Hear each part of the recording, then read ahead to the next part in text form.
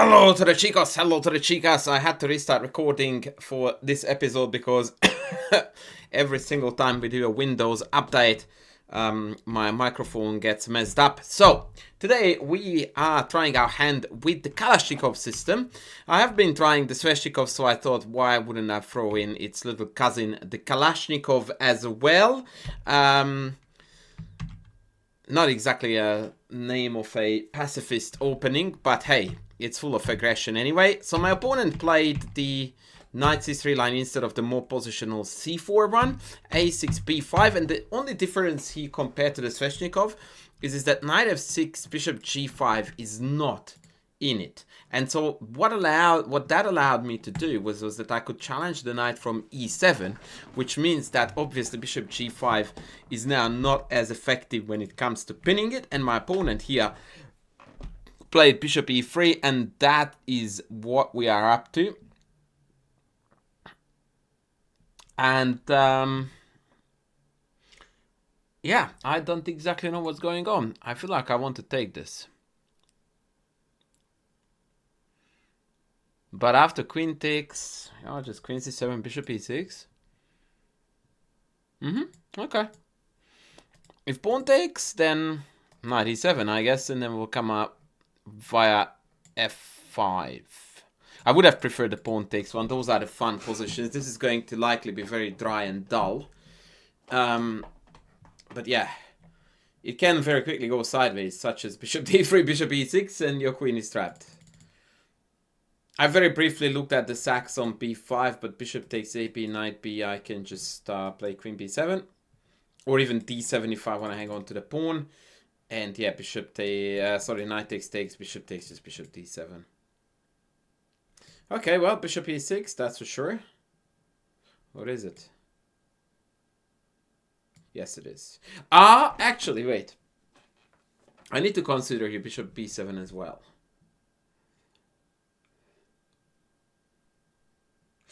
But somehow it feels better to play bishop e6, so I'm gonna go there. Queen d2.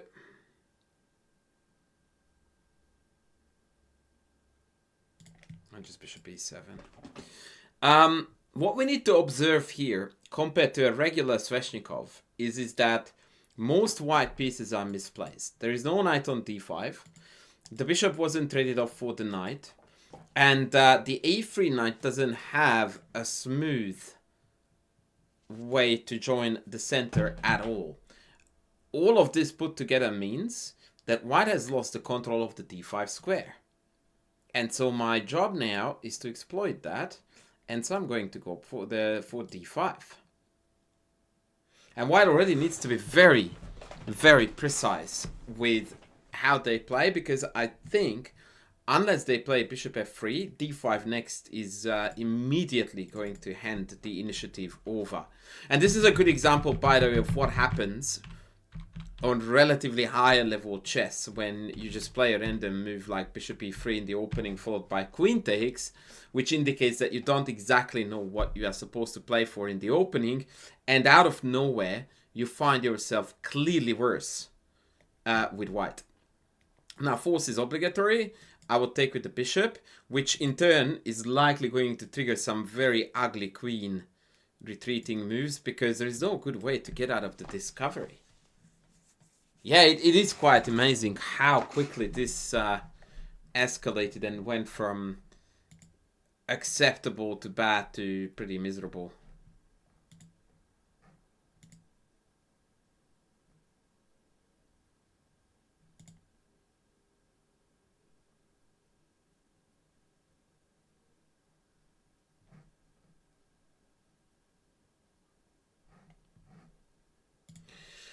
Right. Bishop takes, takes, and now once again, queen Ida.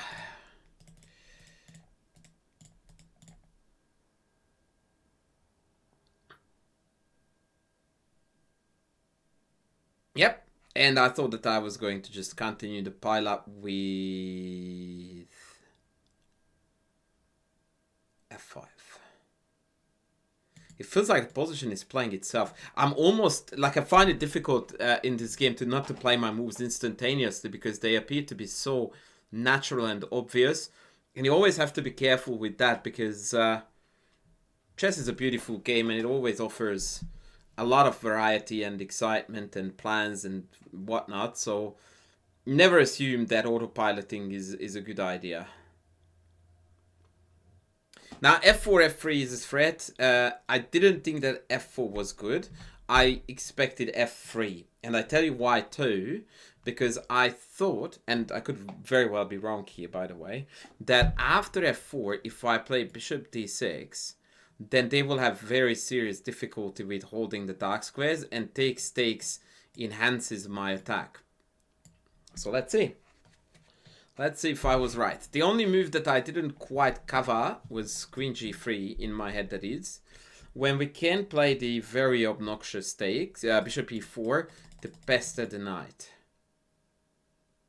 Now initially I wanted to take it with the bishop. By initially I mean when I looked at it first. And I still don't see any reasons why I shouldn't, so let's go. Now with queen h4, then I can try rook f6 with the idea of f4 and then rook h6 and then f3 and then h2 is hanging. That's a game-losing blunder because of check. So this is again a textbook case of what happens when you play reasonably good chess and you keep on mounting the pressure. Move after move after move after move. You add a new threat, a new idea, a new problem, and ultimately on this level, like 1800 rapid, they just collapse. In fact, they collapse on a lot higher levels too, but here it's very easy to see. Okay, let's go rook f6. The plan is rook h6. I could go bishop g3, but then bishop f2. Whereas if I go rook f6 first, then I'm floating multiple threats. So this seems better to me.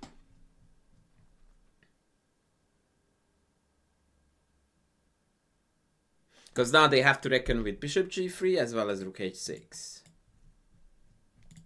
And I was thinking that if they played bishop e3 now to cut out rook h6, which they didn't. Oh, for a second I thought we had a glorious win here with rook h6, knight f5 and then bishop g1. But knight takes this check.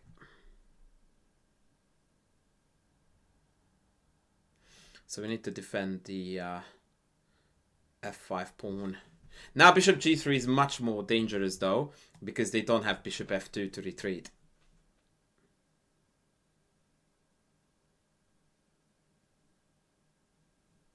Yeah, this looks terminal.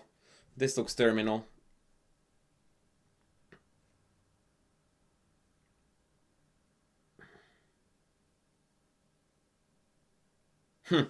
Okay.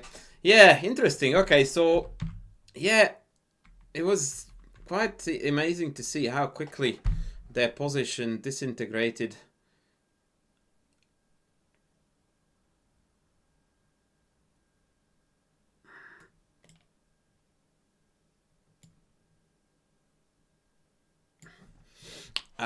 In the opening after bishop e6 and rook d8 was allowed. As a matter of fact, come to think of it now, I maybe should have played rook d8 already here. Yeah, I think I actually should have. I played the autopilot bishop e7 castles first, and only then did I realize the power of rook d8. So now they have got a hanging queen because of the discovered check, a hanging bishop, and 14 other threats.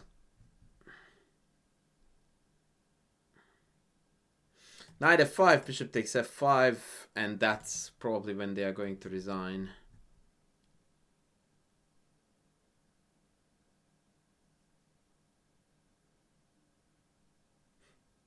A very cute finish would be knight f5, bishop f2, which stops me from winning the queen. But then I go bishop g1 check. And if king takes, now queen h2 is made, because the bishop on f2 is blocking the escape route of the king. That is actually quite a likely scenario. Knight f5 still need to be careful because bishop g3 check loses to knight takes h6. Yeah, so we take. And now he's gonna go back.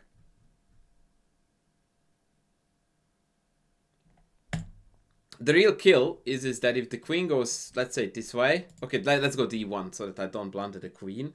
Then I can go check. King here and then bishop check here.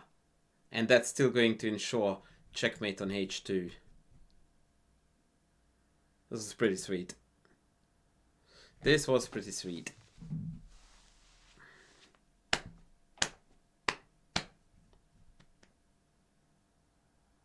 Yeah, I definitely do recommend the Kalashnikov to people who like... yeah, I called the whole game. To be fair though, I didn't see bishop h5. Oh, that's annoying.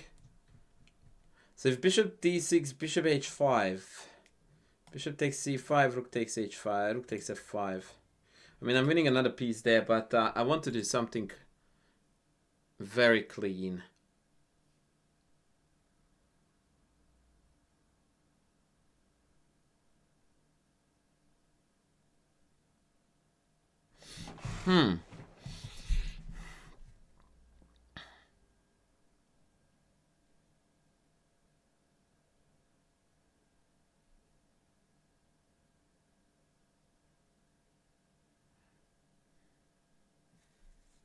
Oh, I know. Okay, I got it. So we are going to come back with the check here.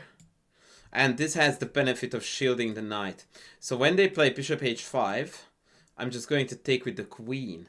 And all of a sudden, I defended this, I defended this. That's really cool. Yeah, so the Kalashnikov is a good opening for those who like to take the initiative and the aggression early on. The only problem with it is that the pawn c4 line requires a fair bit of good positional understanding of the game as well. So the two lines are in strong contrast. He resigned because after rook f2, like I announced earlier, that was the mate. All right, let's have a look at game review. 85 only? Ouch! Ouch! That is emotional damage. Man. Queen c7 not best. Bishop b7 best. I was contemplating that in this position. But now apparently bishop e6 is best. Okay, I figured this out during the game. So I don't really mind missing this. That rook d8 was better.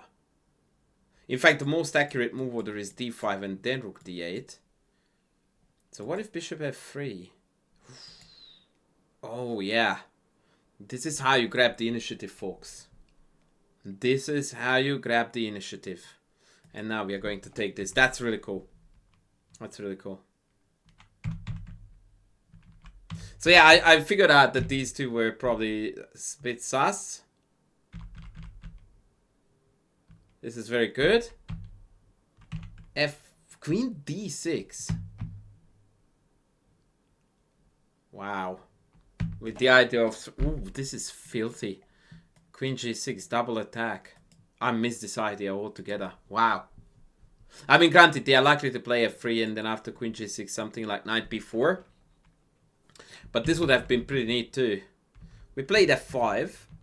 F3 was pretty... Ah, yeah. I predicted f3 here. And I don't remember what I wanted to play here. I was talking something. Maybe f4, e4. Is this bad? Oh yeah, it is bad because after take there is check, right? Yes. Yeah, so e4 is no go. King h8 first. Okay, fair, fair. And then black is still better. So f4 was bad, and so was bishop d6. This was the mistake that brought down the numbers. Bishop e4 was required, and the knight is really well and truly stuck. If knight b4, ef, check, and domination. Wow, b2 can't even be protected. Yeah, I completely missed it. My thinking was so kingside oriented. I just went bishop d6. And apparently he queen f2 holds. But yeah, takes was bad, and then he and my opponent just bunted the game away.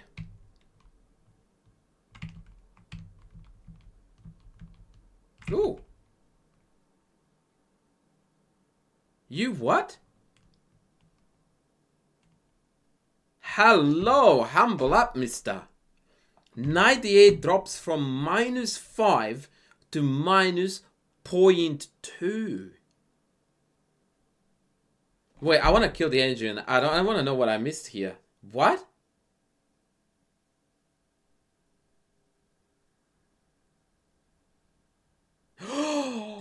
Rook f8, mate! Oh my word! I forgot that this is mate. Ooh.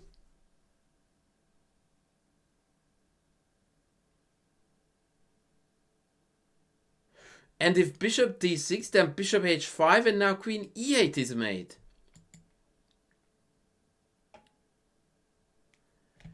Wow! Really?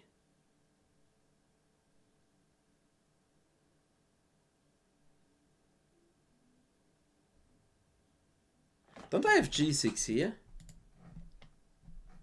Queen check here. Apparently not. Wowzers. I mean, okay, I can take this and this, but this would have been... Oh, this would have been a grind and a half to win this. Oh my word. So it turns out that I needed to take this with the queen. And now there are no Matutskis, so I can just get the queen. Oh, man. Now that explains the 85. Yeah, I was talking about being on autopilot in this game being a bad thing. And I was actually guilty of it on multiple occasions while playing this game. Multiple occasions. I autopiloted into f5, not seeing queen d6. I autopiloted into bishop d6, missing bishop e4. And the worst of all was to autopilot into taking it with the knight. Thinking how smart I was. Mind you, it's two such unlikely mates, right? Like, who would think of a back rank mate for black here? Well, the person who takes back with the knight and thus denying any back rank defense. That's who would think of it.